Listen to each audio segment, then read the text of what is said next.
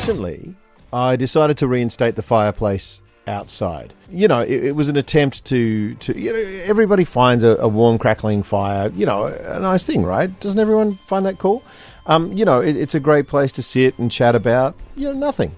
Which is useful sometimes. The reason that I decided to reinstate the fireplace outside was my family. There's 7 people living in my house. We've talked about this. There's 7 people here. It's a lot of people. It's a lot of people. But the reason I decided I needed to reinstate the fireplace was the family has actually been suffering from a bit of a disease going around called I don't want to be near you-itis. And I don't want to be near you-itis can present in lots of different ways. Perhaps it's happened in your household. It can present certainly after school when all the children arrive home. It can present around dinner time when trying to figure out who does the dishes. It can certainly present around trying to choose which TV station to watch and or whose toy that is. Some of the symptoms may include heavy scratches on the walls as people are trying to get out, random throwing of objects, and raised voices. Amongst other things, you will probably hear very loud eye rolls at least. I don't want to be near you-itis has probably increased in my family over the last little while because everybody's bigger than they used to be. I swear they all used to be babies. I don't know what happened. They were small. They didn't take up much space. And now they kind of do. So I decided to reinstate the fireplace outside. What I didn't remember was that over the last few years, the backyard had been used primarily as a place to put things that we didn't have anywhere else to put. So reinstating the fireplace out the back took a lot more weeks, a lot more effort, and a lot more energy than I didn't even have. The benefit is that we have now a third place. That does seem to be a good cure for I don't want to be near you-itis. Heath and I have talked a lot on this podcast on Father Figures about third spaces. And third spaces can be really difficult. Perhaps your neighbourhood doesn't have a playground nearby, or there's not an easy place to walk, or, maybe you don't have a lot of trees, maybe you're in an apartment block. There's a lot of reasons why it's hard to find a third place. So today on the podcast, we'll be talking to Dr. Matthew Jacoby. He's the lead singer, songwriter, musician in the band Sons of Korah, a world-conquering band, incredible crew. He is the lead pastor of One Community Church in Geelong. He is a doctor of philosophy, a lecturer, and he's a good mate of ours as well. And by the way, we're going to talk to him about how he raised his kids and creating third spaces, both within his church and in his parenting world. But also, we're going to ask how it is that you can actually replicate growing up on a boat. Yeah, that's a thing. Hey, my apologies. Heath's not with me today, but it's still going to be fun even without him. Sending love to Brother Heath. And to all of yous out there, we never have I don't want to be near you-itis when it comes to the people listening to our podcast. By the way, please like and subscribe because that helps us feel valid. Let's get on with it. My name's Justin, and this is Father Figures. Welcome back to Father Figures. I have a super duper incredible guest here. Put on his best shirt. He's smelling really good, actually. And I'm glad you like my shirt. This is the first time you've mentioned it. It's really, I hoped you'd mention it. I have a running log of your shirts. Actually, I'm not sure if you realise, but I've been taking a photo of you every day. Well, I'm in black and you're in white. If listeners can picture that, they can decide what that means. Well, I'm the good guy, isn't it? We're in the era we grew up with good guys and bad guys. Our kids grew up with complicated heroes that have backstories. That's good. So at some point during the podcast, we'll swap roles. We could talk about that. That's the way society's dealing with its emotional health through superheroes. Yeah, that's right. Absolutely. Matt Jacoby is in the house. How are you, mate? I'm well. Now, I better give people some context. Matt Jacoby, lead pastor of One Hope Community Church in Geelong, one of the greatest cities on earth. Last 5 years, I think you've been doing that. But you've actually been a pastor in the church for 20 years. Yeah, that's right. You are the lead singer, songwriter, psalmist for Sons of Korah. You are a lecturer at Melbourne School of Theology. How many languages do you speak? Maybe I should ask that. I speak a bit of German because I have some German background. Yeah. And, I did Hebrew and Greek at Bible college. Okay. So when you preach, how often would you use Hebrew and Greek? Are you like every sermon has to have I wouldn't. I never. I probably do sometimes actually. Maybe if I really want to impress people. Right. I'm impressed by you already. I'm just a little exhausted by your resume, that's all. How many certificates do you have on your wall? Are you a doctorate of anything? Yeah. What are you a doctorate A doctor of philosophy. Doctor of philosophy. Yeah, so that's my Melbourne Uni certificate. Mm-hmm. What was your undergrad? Yeah, theology. Right. So I did undergrad theology, then grad philosophy, and then my PhD in philosophy. So you just spent 10 years at uni? I spent about 10 years at uni, yeah. But for me, I was like a pig in mud in that space. You can read books like from the beginning to the end. See, I can't do that. Not that I always do that, actually. The research is a lot about skimming, and it's kind of flying over the top, and then kind of diving down, like swoop diving into bits that are relevant. So you have a picture of reading. I can only read if there's pictures. Okay, all right, yeah. It's beautiful though. So you did all of that. Was that just like back to back, straight out of high school, straight into that and flowed through? Or was it like a life experience thing? I was working in the midst of it. But actually one of the things that enabled me to continue to study was the flexibility. As you know, I was doing music and that there was a period of time that required a fair bit of me. But it was, I was able, particularly once I got to grad level, and I was kind of all over the place, I was able to do that alongside the study pretty well. They kind of went together well. You were a travelling touring musician while studying? Yeah. And kids, this is before online studying, right? You were carrying books around. I mean, going through microfiche film, looking for journal articles, and that was me. Yeah. Nowadays, you just say to your students, here's the key code for the online library, and you walk away. Well, you know what you do these days. And this is, I mean, if I'm doing some research into an area and, I want to work with a couple of different philosophers on an issue and I want to know what's been written about this, I can just ask the AI, search JSTOR, which is the big journals, academic journals, and I'm looking for something that combines these and these ideas with this angle, and it's just like straight up. It's a wonderful research assistant. Yeah, I saw someone recently talking about how do you stop students from using AI, and her pedagogical approach was to say, well, you can't, so you have to then test the knowledge differently. So she was saying her approach was, when students started using calculators suddenly, so you just tested the knowledge differently. So she was saying, they might write the assignment at home, but ask them in class what they know about the topic. Yeah. That sort of thing. So it's sort of a reverse engineering. Yeah. There are lots of lazy shortcuts, and I see this, with my kids. They can jump online and get a summary of a book. Did you actually read the book that you were doing in lit, at school? And the answer no, and that was in 1992. So, well, I mean, even back then, you had Cliff's Notes or whatever. Yeah, that's in. All I know is my dad was is an English teacher. Yeah, and he was my cheat code there a couple of times. I reckon I can get too involved in my kids' assignments, and I have to take a step back. Overbearing dad, and not, just not overcorrect and overwrite. So their work. Was there a season where do they know when to come to you? Like, do they have okay, Dad, you can look at it now?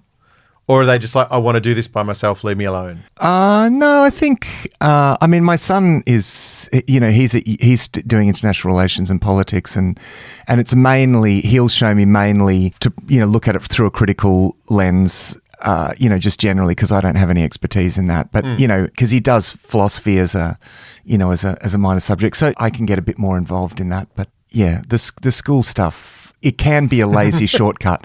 Going to Dad can be a lazy shortcut. Okay. And I've got to be careful. I mean, this is the thing, isn't it? I've got to be careful not to overhelp. But if you're a great basketballer and your kid was trying to get into the team at school, you'd play basketball, you train him, right? Yeah, but isn't it the same? Yeah, but you can't. Dad's got a bunch of knowledge. In basketball, you can't play the game for them. Oh, that's deep.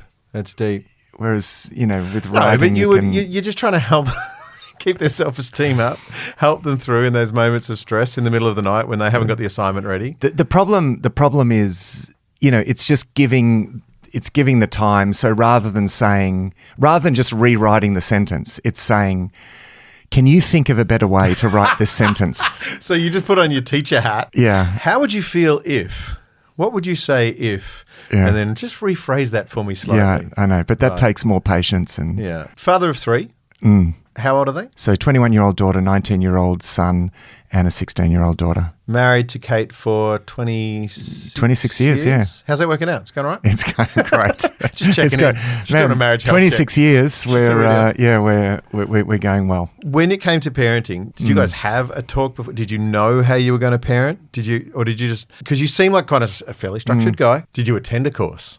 I think if we had, it would all go out the window as soon as the first child turns up, because Reality you really work it out inductively. Yeah. We also did it in community. I'm a big believer in parenting in community. So we picked up things from other people. You know, we picked up advice from other people. You know, we did read books, which I recommend. Like parenting, man, you're shaping a life. So do your research, because there's great material out there. You know, to draw from. And I don't think we have to do it alone. I think there's plenty of guidance out there, not only in expert literature, but even in the church community, and seeing how people did it who went before us. Have you been in church community your whole life? Is it? No. I have for my whole adult life. I mean, right. I became a Christian in my very late teens. Yeah. Well, because tell me about your father. My dad grew up in post-war Germany, so was born during the war, and grew up in poverty. And he was probably a fairly typical dad of that generation, very sort of engaged in what he was doing. And if I wanted to spend time with my dad, I do what Dad was doing. Yeah. And we just accepted that that's the way that it was, really. Mum was probably the more attentive, present one.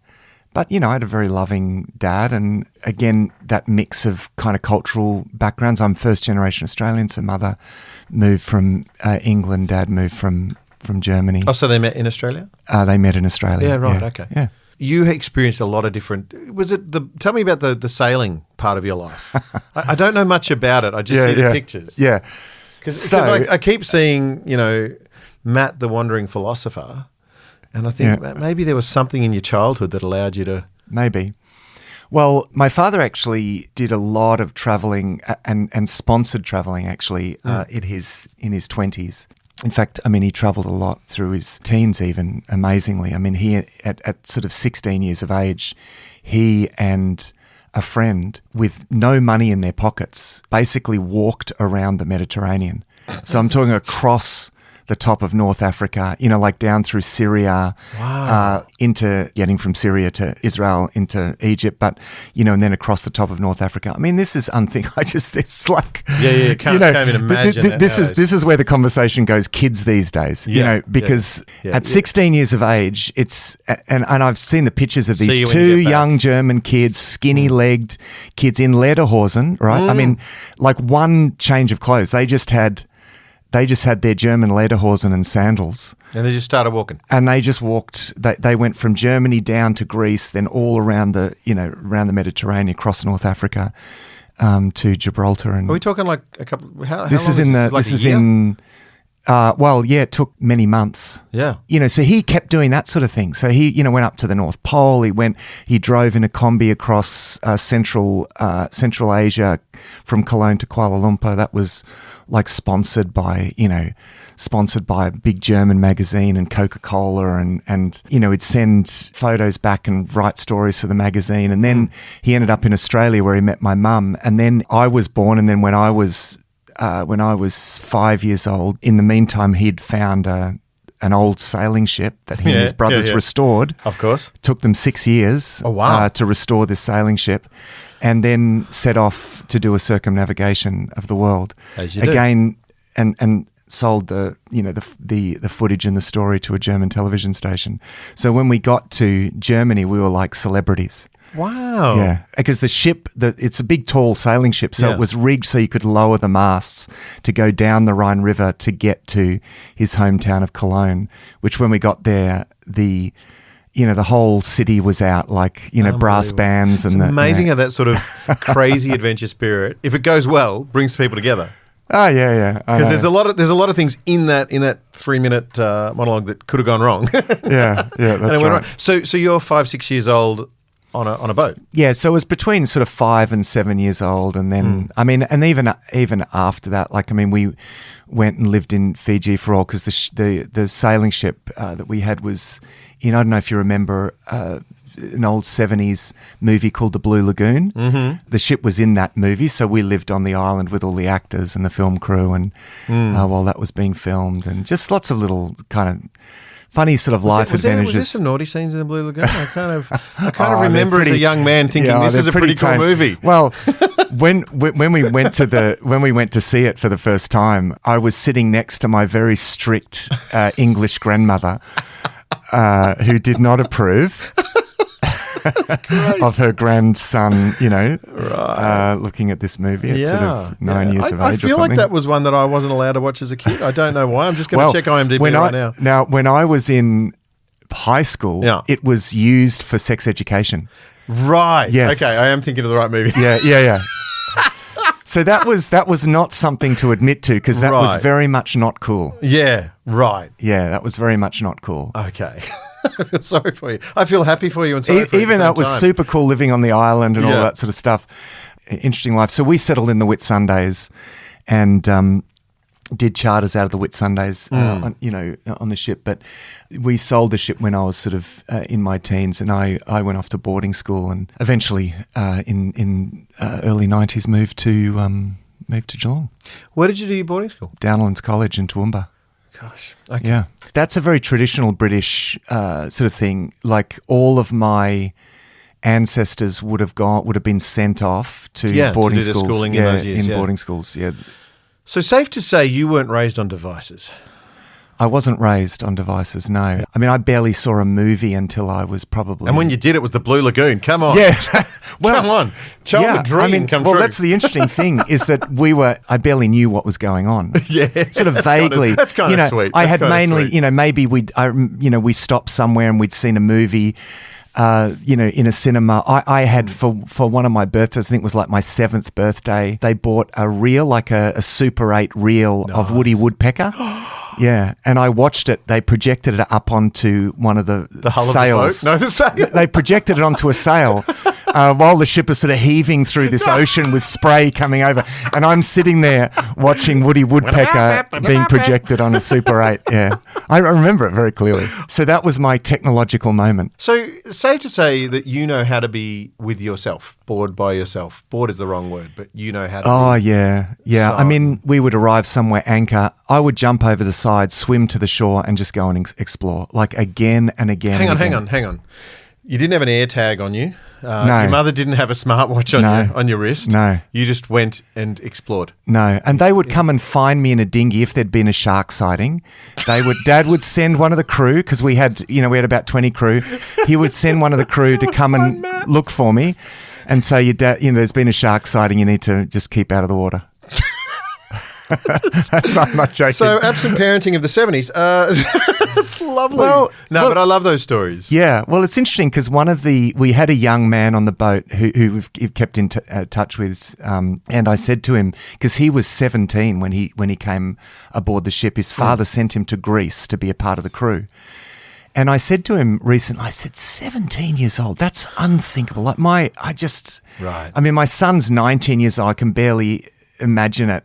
Sending him off without any communication to sail on a ship with barely any technology on the ship, by the way, too. Yeah. And his comment was interesting. He said, "Yeah, but that was the 70s, and that was." Well, I guess it was is the accepted norm across culture. That was just what culture expected. Culture brings things to boiling points sometimes. Is that true? I mean, it was true of us in the 70s. We were doing these kind of crazy things, and well, safety and control go close together. So, are we making things more safe, or are we just trying to control the uncontrollable all the time? Yeah. And so, I think that we reflect on those times, and we think they're sweet memories, they're beautiful stories, yeah, and they're formative is the point, because then you take that into your parenting. When you and Kate, bring your worlds together, your world's view, and has she grown up presumably in a slightly more normal situation than yourself? Kate grew up in Geelong and, went to school in Geelong. And in some ways I find the stories of her growing up sort of beautifully nostalgic because there was also a lot that I missed out on. Gotcha, yeah. You know, we were moving around a lot. We lived a very alternative lifestyle. It was actually a struggle for me when I ended up going to school, and particularly to boarding school. It was a real struggle for me to fit in because, like, I was a bit of a weird kid. I didn't know who the football teams were. I didn't know who I just didn't know much about pop culture. I mean, so I was not very streetwise as a kid. Which made you vulnerable when it comes to a boarding school situation where you're not only isolated from your parents and the guy that would come and get you if there's a shark in the water. Different when there's a shark in the water at school and there's bullying going on and things like that. Well, yeah, I think the students were far worse than the sharks. Right, yeah, and that's welcome to humanity, right? Yeah. So how do you measure those years for yourself? Are they years that you would rather forget? Boarding school, I mean, it was sort of a normal for our family and you know, in the hinterland of the Whitsundays at the time, there just weren't really schools, and most people that wanted to get decent schooling went off to do school away. So that was reasonably common. Mine was quite a long way away, but it was hard, to be honest. It was hard being away from home. We'd lived quite close together as a family, so I really did struggle with homesickness. Yeah. I also struggled with being away from the ocean because it was Toowoomba. Toowoomba's inland. Yeah. But I also, I got a great education. It was where I learnt music. They had great facilities for music there. And all of those years at Easterfest, Justin, when we were playing the festival, I would do my little pilgrimage up to my school and walk around and remember the boarding school days. This is a wonderful conversation. There we go. I'm learning all sorts of things. As far as you're a lead pastor in a large regional church, how many people sort of come under the umbrella of I don't know. Of One Hope at the moment? Maybe 1,000 to 1,500, maybe. So do you? Again, you've been doing this for 20 years, 5 years as a lead pastor. You've got a 21, 19 and 16-year-old child. You're speaking to, generational cultures now. When it comes to trying to help people, and your passion, actually, we should just touch on that. Your passion is, well, obviously teaching the word, but more than that, you write devotionals called Thrive. You've got a podcast called Thrive, I believe. Yeah. How often does the podcast come out? There are two. There's a one called Thrive Deeper, which tracks with the Bible reading guide called Thrive, the Thrive devotional, which is like a kind of inductive read through the Bible devotional. And Thrive Deeper is a companion to that. It's like a Bible study. And then there's another one called Thrive Perspectives, which comes out on the other week, which just deals with issues, a lot of sort of philosophical, ethical, Christian life issues, all that sort of stuff. And yet to have me on as a guest. That's fine. I don't even care. You've got three podcasts. I mean, that was just two, actually. That's just hurtful. Yeah. No, I heard three. There's Thrive Perspectives, and Thrive Deeper. No, Thrive is the devotional, and then there's two podcasts. There's two podcasts that go with that. Yeah. But either way, it's fairly safe to say you like teaching the word. It's an absolute passion. That's right. As far as getting young people into it, including your own kids, maybe you could comment on that. Have you found new ways to do that, new ways that are more effective than it used to be? Have devices helped, all of those sorts of... I read to my kids a lot, actually. I found that was pretty precious time. In fact, they each wanted to have their own time. So, I would read through the Bible and then go to the next one's bedroom and read again. Slightly different things, actually. My son... He the Old Testament stuff and that was. Did you skip the blood and gore and the sex? Or? No. That was we covered all of that. That's why you did it. Yeah. And so in slightly different ways, but that was reading to my kids from the Bible was really, really precious time. Actually, I value. I value in retrospect. That's something I'm really grateful for. You're in charge of a whole church, obviously, but under you comes like a youth leader and a young adults leader and different people like that. Do you guys have powwows these days about how to communicate the word to that group, to those different groups? Are they coming back to you going, man, it doesn't even work, Yeah, I think it's a challenge, but there's also amazing resources these days that probably weren't. You could there try 10 years devotional ago. called Thrive, or you could try that's right. my podcast. I'm thinking, I think my absolute favorite resource, which is so dynamic, is anything produced by the Bible Project. Yes, yeah. Those guys, the Bible Project, are their theme videos, their books of the Bible videos. They're so good, and they're so pictorial, and the way that they pick on Bible themes and Bible ideas, and it's just brilliant, animated. To me, that would really have helped when I was first starting to read the Bible. If I would have had that, that would have been great. One of my conversations with younger people is, well, actually probably more in ministry settings, is kid has an inquiry about faith, or maybe they come and become a Christian. There's a process, and we go, well, obviously the next thing is we give you the most complex book in the world and say good luck. So I think to me, that's a really good point, because it's an enormously complex book. Yeah, and just, I mean, I think we have this kind of habit of giving someone a Bible, thinking that, oh, here's a Bible, like, read it. That's actually not a great idea, because what are they going to do when they get, I mean, like, already when they get to the talking snake in chapter 3, you're going to be thinking, what is going on? I mean, it's an amazing, brilliant, profound text at so many levels. Yeah. But we have this sort of individualistic thing, like, people need to read the Bible with someone. Mm-hmm. It is a complex book. Yeah, just giving someone a Bible and sending them off with it, that could be, that they could just drown in that. Yeah, it's like I say, there's poetry, prophecy, history, and everything else in there, and philosophy as well. And some of the language is incredible. I always say to people, if you call yourself Christian, you've already said that you believe that a man was God, born as a baby. You go through all the miraculous things that you have to, that you've adhered to, that your faith is based in. You think, can you reason that out? It's already a wild story before you start reading the book. It is, but you're still going to get to Leviticus and the purity laws and why is this person sent out of the camp. Essentially, what happens when you become a Christian is your worldview gets blown open. You go from essentially a closed worldview to an open one, and in a closed worldview, things make sense because you form a closed system and you try to understand things within a closed system. But what God does for us is that he opens doors to the outside of that. It's essentially, Jesus is the door to the outside of that, to a very big God who dwells outside of anything that can be articulated in rational terms. So being okay with that outside. I mean, even the Bible speaks to us with that system of language, but it's always pointing to the outside. The irony, of course, being that most of the world would consider us in a closed loop, not an open. Yeah, well, I mean, it's actually the other way around. So then, ultimately, and just circling back for a second, are you a social media user? Mildly. I'm not massively. No, I'm probably typical 50s. So you still read a newspaper? No. Well.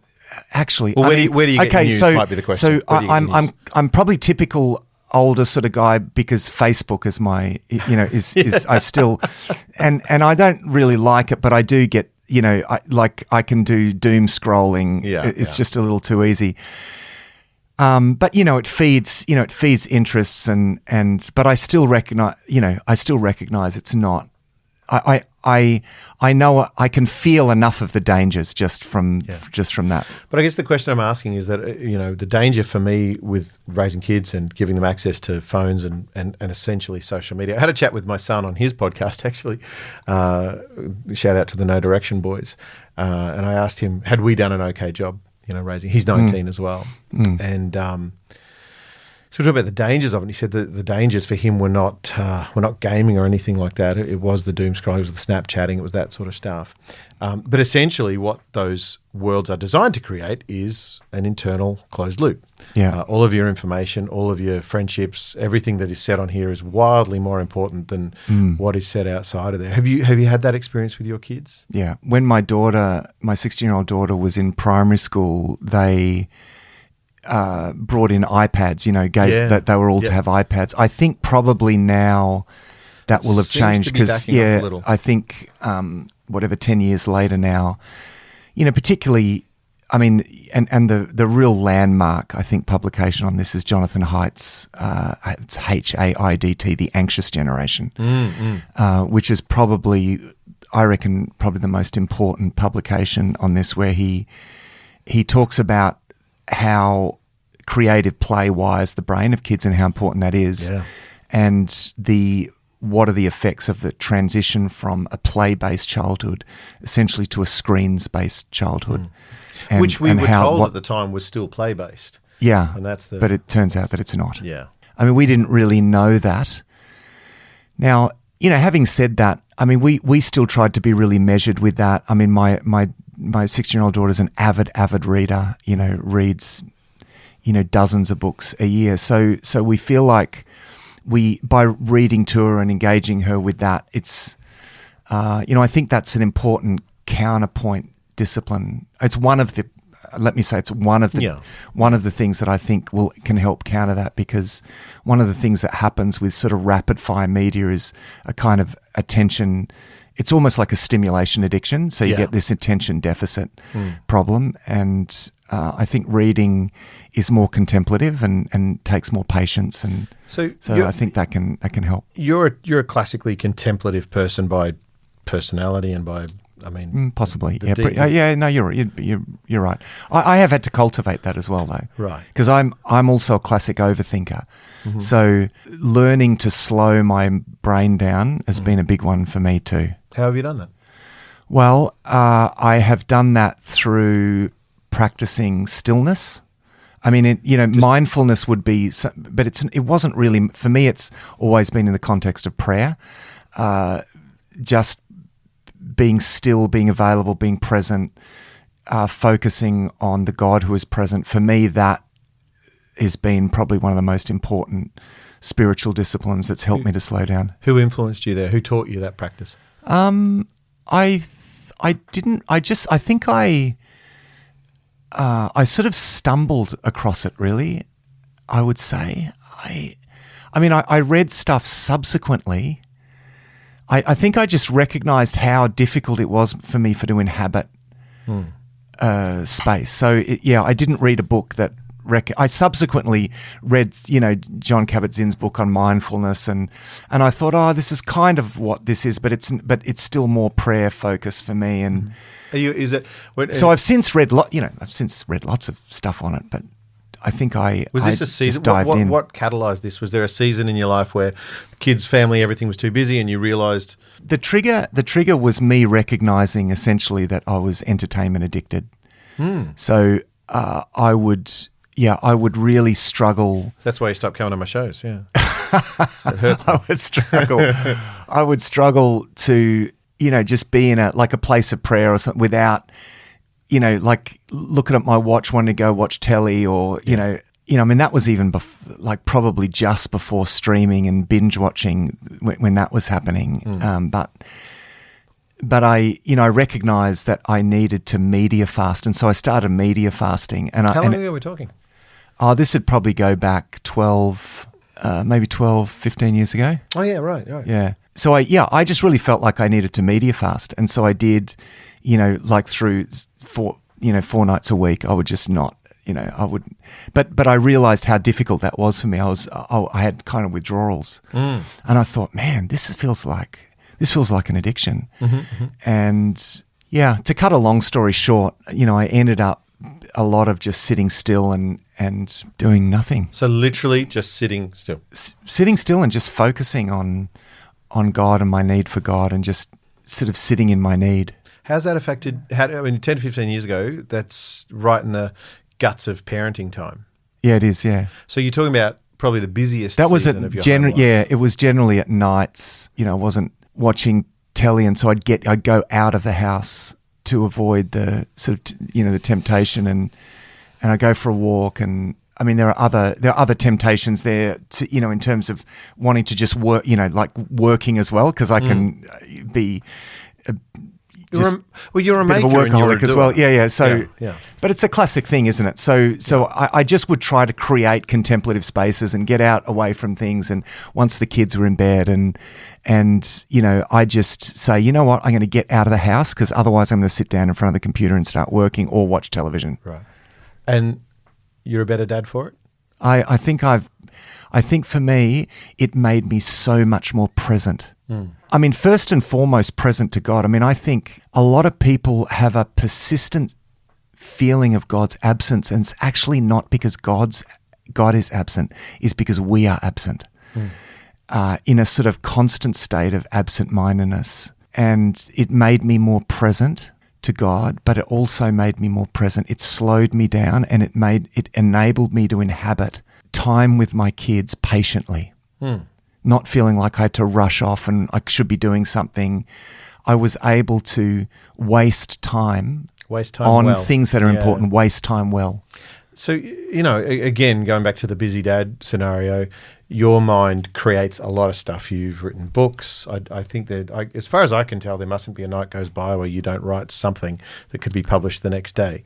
It's just you're a very creative, productive. You're a productive creative. Dads that go fishing take their kids fishing. Dads that are builders take their kids to the job site. Your dad took you on boats. Yeah. Do you take your kids on a learning journey as well? Is there something? Yeah. How do you connect with that? Well, I have because I share a lot of the things that I'm passionate about. I mean, I share a love of literature with my youngest daughter.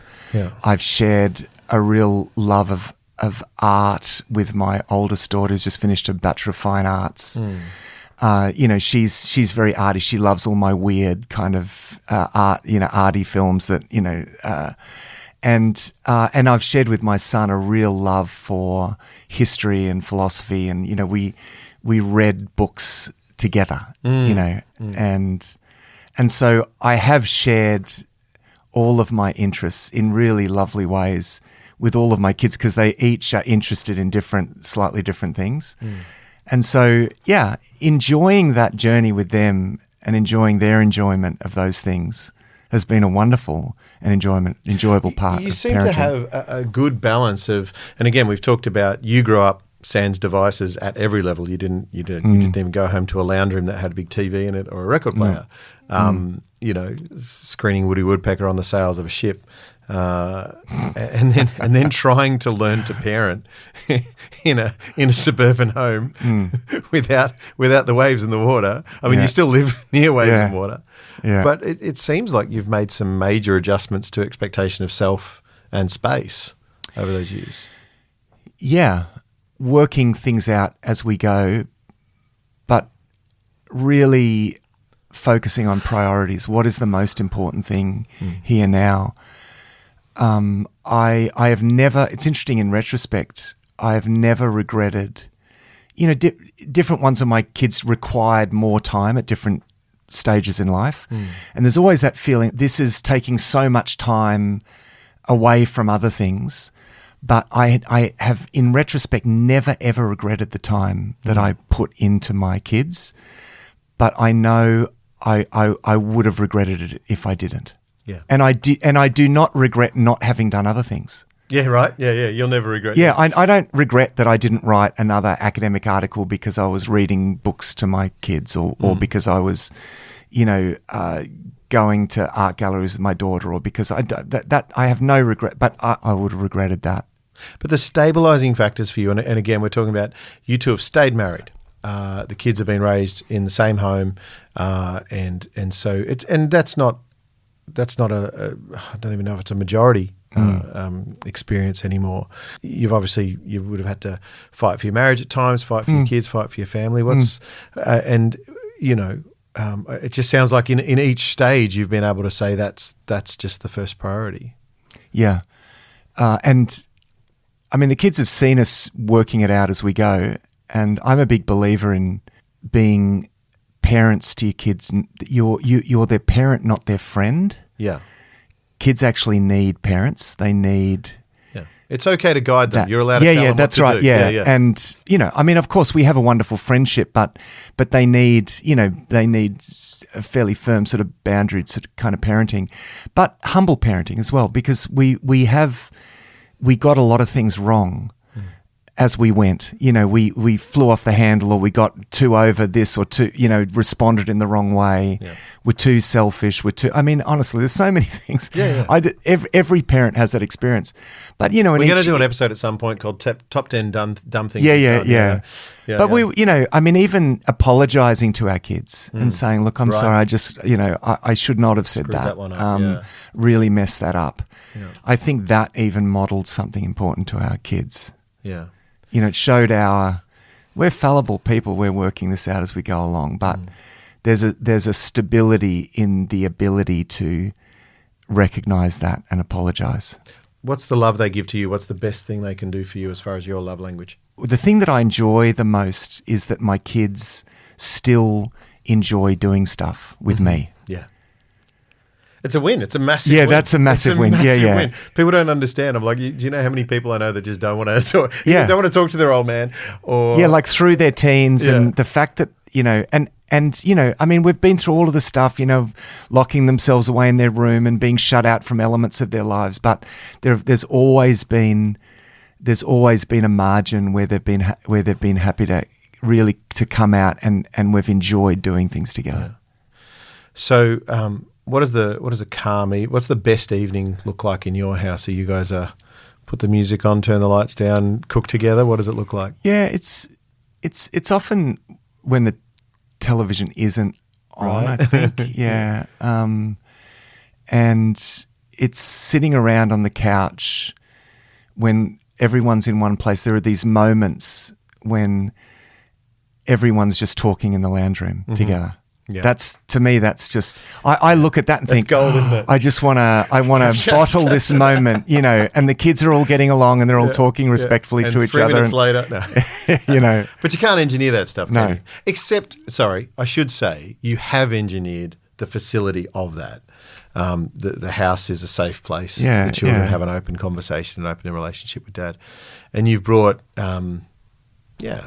just a humble faith into the space, and you've helped them find their groove, because I'm finding at the moment, working with a couple of our kids a couple of our kids are going through a diagnostic kind of process at the moment, which has helped me understand me as well, as much as I because that was a hard journey to begin. Yeah, we've been through that too. It was huge. I don't know. I don't think I felt like I was going to say, sometimes it was like, did I do something? Yeah. Was the first question. Did I do something wrong environmentally or in a leadership capacity or whatever? See, the answer to that is it's always going to be partially yes. Like, of course we've done. The nature nurture thing. We're so imperfect. The capacity for regret with parenting is so deep. I've known as a pastor, I've walked with so many people in so many different parenting situations, and there just is no pattern. There's no guarantee. Our children, nurture does matter, so does nature. But at the end of the day, we have this God-given capacity for self-determination, and our kids make their own choices. Free wills. You can have you can have a child with the best upbringing that will make bad choices, someone with a terrible upbringing that will make better choices. It doesn't always follow the same pattern. Well, yeah. What is it? Parenting is one long journey of letting go. And again, from a faith perspective, I do like the context of we let go, but we leave them in God's hands, and we're never going to be. Yeah. We're only ever going to be a phone call away or whatever. And if there's sharks in the water, we're going to be the first to go get them. Yeah. Right. But yeah, I think that there's something to be said for the process of going through that with the kids has helped me understand me. Yeah. Because every one of those diagnostic tools, I'm like, me too.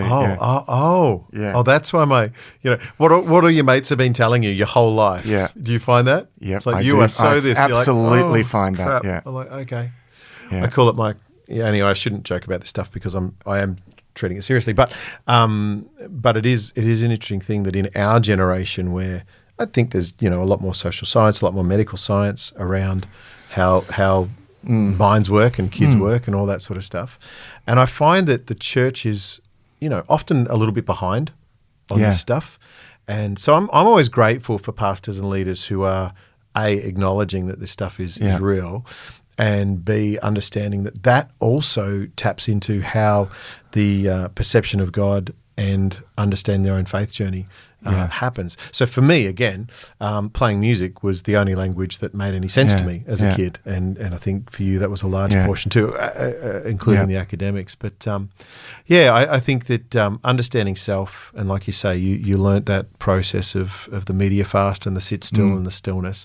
I still haven't got that one myself. I can do it for a short amount of time. You've known me long enough. Yeah, But, we have a first Monday of every month at our church. We have a night we call the waiting room, and we invite people to come in and sit in silence for an hour. Yeah, no. You're not in? Well, could I at least have some white noise or light a candle or something? There is a guided reflection on the screen quietly. Good. It starts and ends with quiet music, but it's silent in between. Could we please do it outside with a campfire? Because I'm having an anxiety attack thinking about that. Yeah. Only because my mind I would lock in on people's breathing. Oh right, okay, yeah. But that's why I say you are a more evolved being than I.